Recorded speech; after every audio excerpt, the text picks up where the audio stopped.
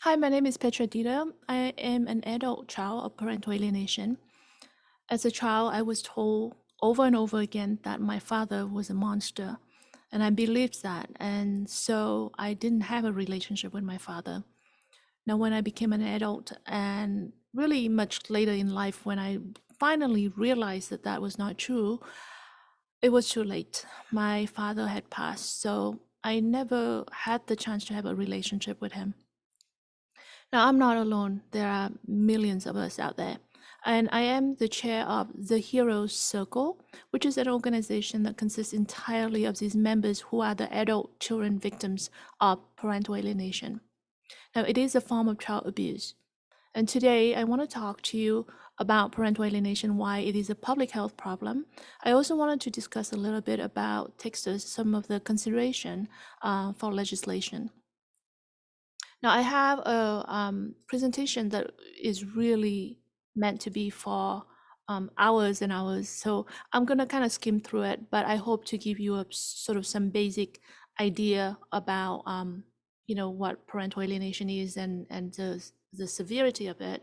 Also going to talk about how prevalent it is and how there's no protection for victims. And right now, there's no punishment. There's abusers are not being held accountable. And we're also going to talk a little bit about the legislative measures regarding parental alienation. Now, today I am a victim advocate, and I also am a researcher in parental alienation at the School of Psychological Science at the University of Tasmania. So, like I mentioned, I have a sort of a lot of slides that might be a little bit technical and potentially be boring. So I just want to say though that the key takeaway, like regardless of whatever that I'm going to be talking about, what I want you to walk away with is that parental alienation is a form of child abuse and it is a form of family violence. And the victims suffer severe consequences from this. And the problem is widespread. It is a serious public health problem. And right now, the abusers are not held accountable. So there has to be some way, some kind of measures, legislative measures, in order to stop the child abuse problem, stop family violence, and hold the abuser accountable. Now, you probably have some idea of what parental alienation is about. Essentially, it is the situation where a parent, sometimes it may not be a parent, it could be a step parent or someone else, who create a loyalty complex, doing something to influence the child to reject a relationship with the other parent, essentially erasing the other parent out of the child's life. And create some kind of pathological enmeshment between the child and the alienating parent or the abuser or the alienator. Now, the targeted parent is being removed from the situation. And so essentially, one parent is using the child as a weapon to harm their ex-partner. This usually happens in separation and divorce. It can happen in an intact family, but it um, more frequently happen in a divorce or separation. Now, um, before the term parental alienation came about, it has been known, through clinical, legal, as well as forensic, research scientists and psychologists, psychiatrists out there in the field through many other names. So, cross-generation coalition, pathological alignment, loyalty conflict, domestic violence by proxy, visitation, resist, and refuse. I mean, you see the long list there.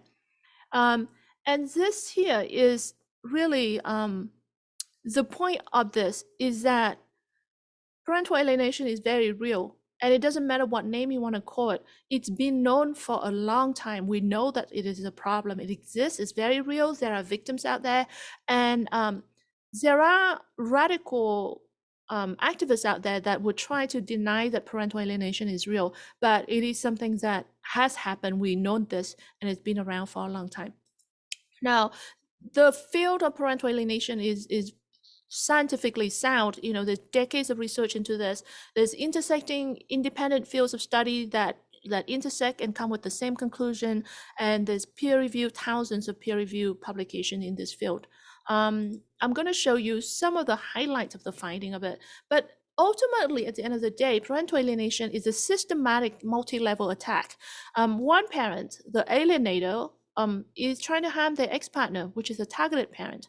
And unfortunately, the child is being caught in the middle as a collateral damage. So, the attack can come directly from the alienator to the targeted parent. It could be in the form of denigration, gaslighting, even violent. It could come through the child, where the alienator recruit the child and get the child in the middle of this loyalty conflict, essentially making the child have to choose between the two parents. Create, it could be in the form of abduction, it could be from the form of threats, it could be in the form of embolden the child, making the child feel like the child has a power to disrespect or even being violent to the other parent. And as a result, the child being influenced and brainwashed and programmed by the alienators, the child may reject the other parent. Sometimes the child may even spy on the targeted parent in order to find information that help the alienators in court case, maybe information about incomes and other kind of things. And then sometimes the child will even participate in false allegation of abuse toward the targeted parents. So, the child may claim that the child was abused even though there was no real abuse happen, because the child has participated in the pathological enmeshment with the alienator.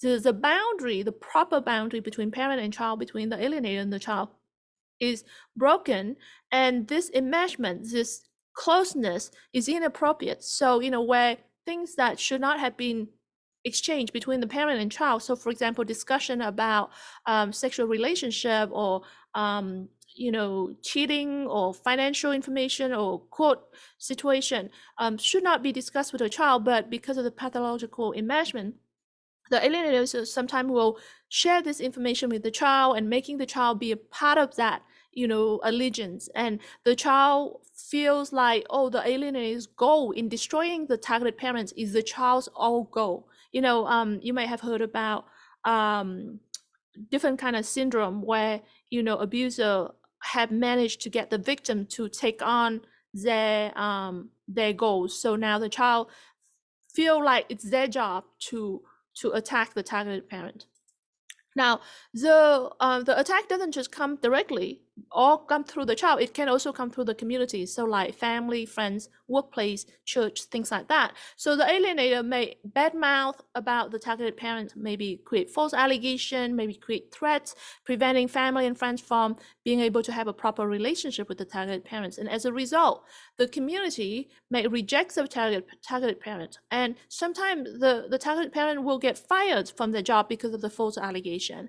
Sometimes the community members may be spying or participate in gaslighting that can create damage and attack on the targeted parent. And then the attack can also come through the system. So the alienators may block access to the school record or the doctor records, so the targeted parents don't get information about the child's school records. And there could be false allegation that multiple calls to the CPS. Sometimes it's through really frivolous claims like of neglect or abuse or something like that, or sometimes it could be very serious false allegation of sexual or physical child abuse to the court or to the CPS, things like that. And then sometimes they will just violate the court orders. So there's different ways that alienators will abuse the targeted parents using the system.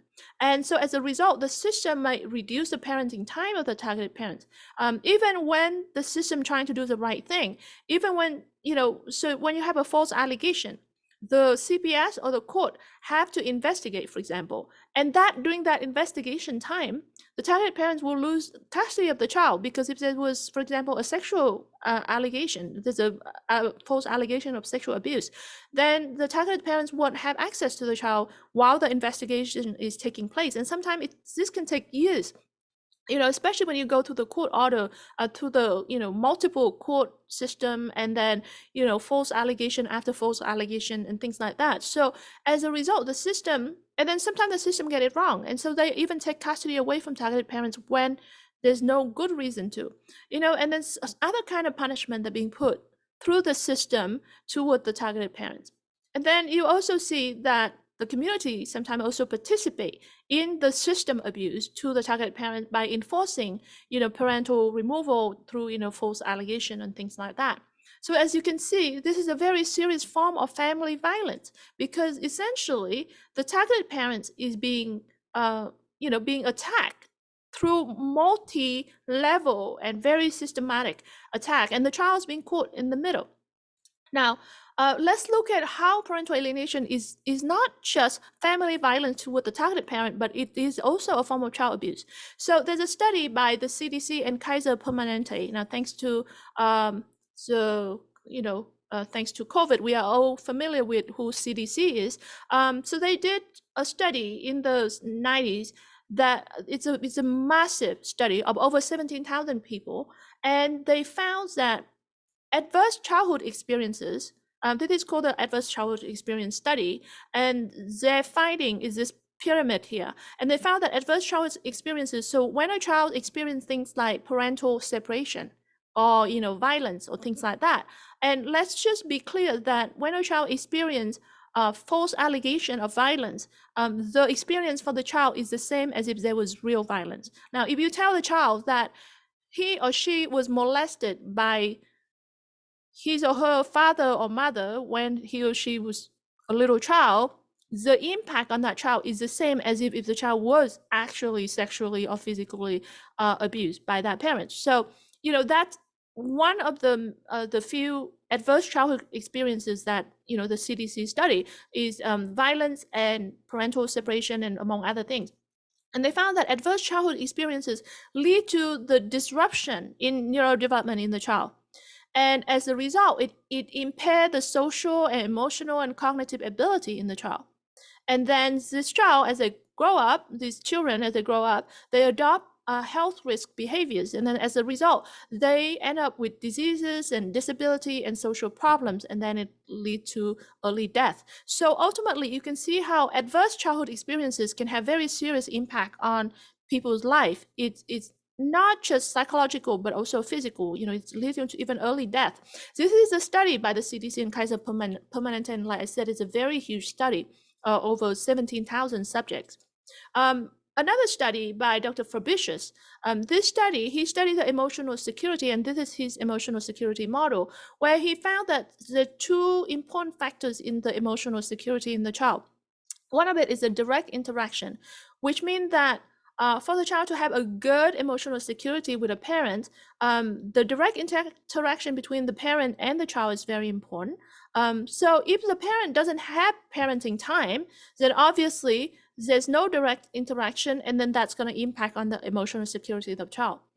Responsiveness is another factor. So, when the child expressing happiness or sadness, and then how the parent being responsive to that is also important to the child emotional security.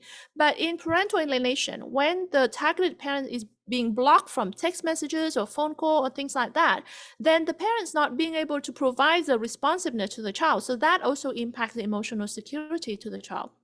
And then so as a result, it impacts the emotional security. And this model, the finding from his study showed that parenting time has a direct impact on the emotional security in the child. And the more parenting time, and really the best parenting time for the child, is to have 50-50 between both parents. And this is for both high conflict as well as a low conflict situation, when you're talking about divorce cases.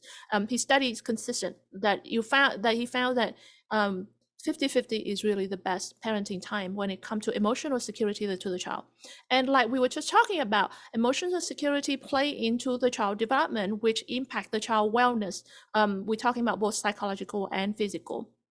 Now, this is a very big slide with a lot of information. I just wanted to highlight what I just mentioned and why parental alienation is a form of child abuse, because parental alienation creates parental conflict, parental separation, false memories of abuse and violence, things like that. And so this slide here is actually the intersection of multiple fields of study, including, for example, studies on divorce, looking at parental conflicts and separation. There's a study on child development that looking at attachment theory. There's a study on trauma that looking at developmental trauma and interpersonal trauma. So they found essentially the same outcome, which is parental alienation, or these factors in parental alienation create physiologic and neuroendocrine system dysregulation. So it impacting the stress, essentially what it is it creates the chronic triggering of the stress response in the children. And so it dysregulates. So, it affects the cognitive function in the child. It essentially, we as a human being have a stress response system. The way it does is that it signal you when you need to be alert when there's an imminent threat, and sometimes it could be a long-term threat.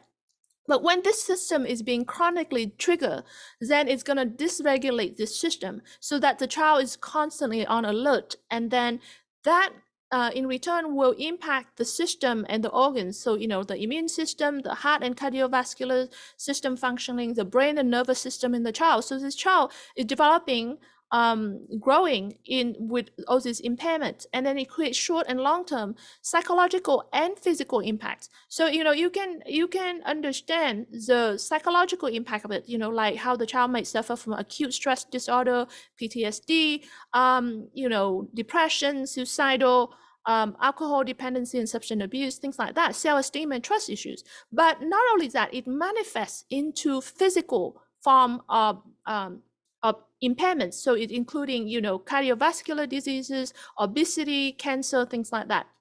So the victim, suffer from short and long-term psychological and physical impact. And then as a result, they have this impact is creating costs on the personal level as well as the society level, because this human being is now have a social economic attainment impairment. So they are not being able to attain as high, because they're not fully performing human being. So, and then they have poor relationships, and then that also impacts their contribution to society. And we're not even talking about the society cost to the physical and psychological illness that was impacted by parental alienation. So as a result, really, you can see that parental alienation is a form of child abuse. And there's a study by Dr. Spinazzola that looked at over 5,000 children who would suffer from both from over 5,000 children, that looking at children that was subjected to psychological abuse, physical abuse, and sexual abuse. And he found that psychological abuse is a strong and consistent predictor of internalizing problems in adulthood. That means children who are suffering from psychological abuse will likely to grow up to have anxiety, depression, attachment problems, substance abuse, self-esteem issue, relationship insecurity, suicidal ideation, etc., etc. So that's one of the outcome of the study, which means that the child is suffering not just the psychological abuse as a child, but this carry on with them for the lifetime. And this is, this horrific form of abuse is manifesting into all other aspects of their life. Another outcome of this very important study is that he found that child psychological abuse has the same impact and the same damage in these children as physical abuse or sexual abuse. Now, let me just repeat that. Child psychological abuse had the same consequences, the same seriousness as physical abuse and sexual abuse. And yet, as a society, we somehow usually overlook psychological abuse. Now, if we hear a child is being sexually abused or physical abuse, the reaction to that is very high, and there's usually some kind of solution that's very clear-cut. And society are willing to go and protect that child. But when it comes to child psychological abuse, as a system, somehow we overlook this. So the key takeaway from what I'm just talking about is that parental alienation is child abuse, and that we are not actually paying attention to it. It's a very serious problem. And unfortunately, the problem is very widespread. I don't want to just walk through all these numbers here, but I just wanted to kind of highlight a little bit is that the number is huge. And these are the numbers that I'm talking about just in Texas. We're talking about nearly 2 million parents who are victims of parental alienation. And we're looking at all these different level and different form of children who are victims of parental alienation. And this number here don't even including people like me who are the adult children of parental alienation. So the problem is very widespread, and yet we don't talk about it. We don't have solution for it. It is serious, it's widespread, it is a public health problem, and it needs attention.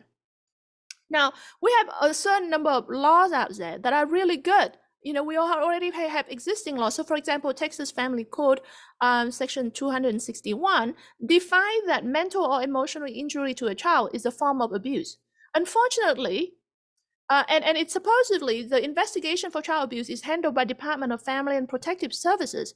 But yet when it comes to process a procedure for investigating or handling psychological abuse, there's no clear procedure or processes. We actually had a meeting with the Department of Family and Protective Services, and they essentially said we don't really have anything like that. Well, let us look into it, but it's not very clear. If you ask them about sexual or physical abuse, it's very clear to them. They investigate, they take the child away, they do something about it, they put parents into training classes, etc., etc. But when it comes to mental or emotional injury to the child, the department just go, oh, maybe this is not a form of abuse, which is really serious. You look at, for example, Montgomery County Sheriff's Office, you look at law enforcement. This is their policy manual. They don't look at child, psychological abuse as a form of child abuse. You look at the definition here, there's physical, there's sexual abuse, but there's no mental abuse. You look at, for example, this is another thing is domestic violence. The definition, the policy manual looking at domestic violence, it's the same thing. There's bodily injury, there's this and that, there's sexual act, but there's no psychological abuse. Now you're looking at Penal Code 22, which is looking at child abuse from the criminal side of things. You're looking at injury to a child. Again, there's no mention of mental or emotional injury. It's being left out. So and then you're looking at so for example, Penal Code 25. There's all these subsection that talking about interference of child custody. This is these are existing law out there that defining that interfering with a child custody is a form of criminal offense, but yet parents are facing a really rough time trying to get the enforcement, because the law enforcement is looking at this as a civil matter. In fact, it is not a civil matter. It's in the penal code. And we look at how widespread this is. We pull the open records request, and we found that in, for example, San Antonio alone, there's average 1,000 cases a month. So you're looking at the whole Texas, the number is a lot bigger than this. It's a very serious and widespread problem, and we are not doing anything about it. So for example, this is the field policy and procedure manual by the Montgomery County Sheriff's Office. And again, they clearly put in writing that they are not going to enforce the court order. They're going to, when it comes to child custody, they're going to send parents back to court. I mean, like, why? Because parents already went to court in order to have this court order that was supposedly have been determined based on the child's best interest. And yet now they're not able to enforce this. So there's a non-enforcement. And then obviously there's all this penal code that looking at perjury when it comes to false allegation.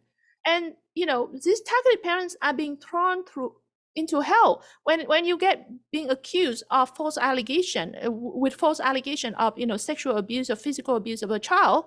It's very serious. You could lose your life because you lose your reputation, you lose your job, you spend so much money and time, and you could end up in jail trying to fight this. And then after they have gone through and do all that in order to fight and defend themselves and prove that this was false allegation, there was nobody go and enforce. There's no prosecution for perjury.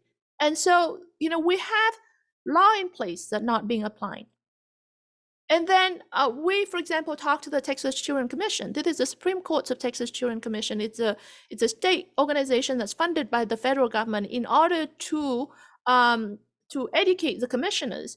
And they don't even recognize that parental alienation is child abuse. They said, we only deal with child welfare. And we said, okay, yeah, parental alienation is child welfare. And we try to explain to them the way that I kind of try to explain to you today. And it's the same thing. So they look at it and they said, oh, we do see that now. We understand that that is child abuse. But unfortunately, it's not defined within the four corners of the law as child abuse. And this is, quote, exactly what they said to us, is that their hands are tied because it's not being defined in the law. I mean, there's really a lot of system failure modes. The system failed to recognize that parental alienation is child abuse. It's the first biggest problem. And because of that, there's no protection or resources for victims or survivors. There's no punishment for abusers. There's a lack of enforcement of the existing law, like I mentioned. And then there's a lengthy and expensive court process, the children age out in the process, and then the children carry on with them this impact in their life for the rest of their life. And then there's incentive reversal, meaning, for example, if you're looking at lawyers, right? Lawyers are getting paid if the court case drag out. So lawyers are incentivized to encourage adversarial court cases. They don't want parents to be able to settle cases quickly because then they don't get paid as much. So in the incentive is not in the best interest of the victims here. And then the lack of awareness at all levels. We're talking about not just the public, but also, we're talking about therapists, school teacher, law enforcement officer, judges. At all levels, there's a lack of awareness of what this problem is and how serious it is, and because of that, there's a lack of ability to identify and diagnose the problem properly. And then obviously, there's also this gender bias.